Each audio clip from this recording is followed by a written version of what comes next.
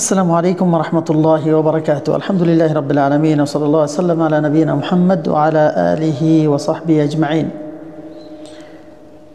প্রিয় দর্শক শ্রোতা, আজকে আমাদের সংক্ষিপ্ত আলোচ্য বিষয় হচ্ছে লামজু আহলুত তাআতি আমরুন মুহাররাম, অথবা লামজু আহলু তাআতিল্লাহি আমরুন মুহাররাম।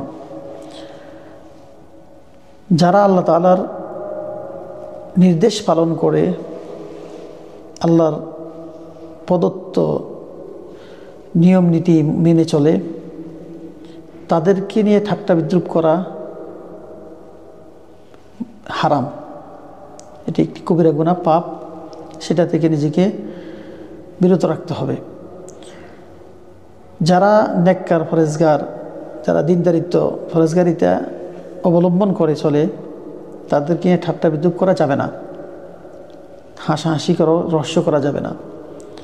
এটা নিষিদ্ধ এবং সেটা হারাম, কবিরা গুনাহ। এই বিষয় থেকে আমাদেরকে সতর্ক থাকতে হবে। عن أبي مسعود رضي الله عنه قال لما نزلت آية الصدقة كنا نحمل على ظهورنا فجاء رجل فتصدق بشيء كثير فقالوا مرائي، وجاء رجل فتصدق بصاع فقالوا إن الله لغني عن صاع هذا، فنزلت الذين يلمزون المتطوعين من المؤمنين في الصدقات। আল্লাহ সুবহানাহু ওয়া তাআলা আয়াত নাজিল করলেন। এই আয়াতটি কোন প্রেক্ষাপটে নাজিল হয়েছে? শানে নুজুল হচ্ছে আল্লাযীনা ইয়ালমিজুনাল মুত্তাওয়িঈনা মিনাল মুমিনিনা ফিস সাদাকাত। এই আয়াতটা নাজিল হওয়ার কারণ হচ্ছে, ইবনে মাসউদ রাদিয়াল্লাহু আনহু বলছেন যে যখন আল্লাহ সুবহানাহু ওয়া তাআলা সাদাকার আয়াত নাজিল করেন, সাদাকার ফজিলত সম্পর্কে আল্লাহ তাআলা যখন আয়াত নাজিল করেন, তখন আমরা সাহাবী বলছেন, আমরা তখন আমাদের ফিটের উপরে বহন করে সাদাকা দান করতে যেতাম। একটা লোক বিশাল অট্টালিকা সম্পদ নিয়ে আসলো আল্লাহর কাছে দান করা, আল্লাহর রাস্তায় দান করার জন্য।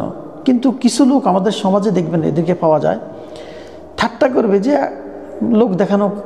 লোক দেখাইতে আসছে, অনেক সম্পদ দান করতেছে, বলবে কি এ লোক দেখাইতে আসছে, মানুষকে দেখানোর জন্য, নিজেকে ভাইরাল করার জন্য তাকে দান করতেছে।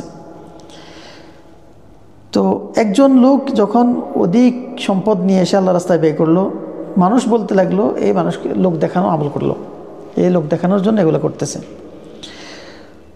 ওয়াজা রাজুলুন ফাতাসাদ্দাকা বিসা, আরেকজন ব্যক্তি এসে এক সা পরিমাণ, এক পুরা পরিমাণ, এক পুরি পরিমাণ, এক কাটার কি ছোটো কাটাগুলো দান করলো।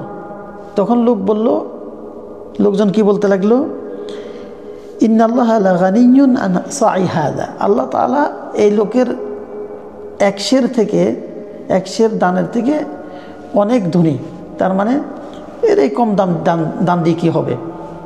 যে বেশি দান করছে তাকে নিয়েও ঠাট্টা, আর যে কম করছে, যার কাছে কম ছিল সে দান করতে আসলো, তাকে নিয়েও ঠাট্টা। মূল বিষয় হলো এদের স্বভাবটাই হচ্ছে ঠাট্টা করা। কেউ বেশি দিলে বলে যে ভাইরাল হওয়ার জন্য, আর কেউ কম দিলে বলে যে আল্লাহ তো এসে কি, আল্লাহ তাআলা এটা দিয়ে কী করবে, এই দান দিয়ে কী করবে, আল্লাহর কী আসে যায়। তখন আল্লাহ সুবহানাহু ওয়া তাআলা এই আয়াতটি নাজিল করলেন। মুনাফিকরা যখন এই কথাগুলো বলতেছিল, যে লোক বেশি বেশি দান করতেছে তাকে যখন মুরাই বলতেছে, যে লোক দেখানো আমল করতেছে ভাইরাল হওয়ার জন্য, আর যে কম নিয়ে আসতেছে, যার সম্পদ কম ছিল সে কম দান করতেছে, তাকে নিয়ে ঠাট্টা করতেছে, আল্লাহর তার এই সম্পদ দিয়ে কী আসবে, কী হবে।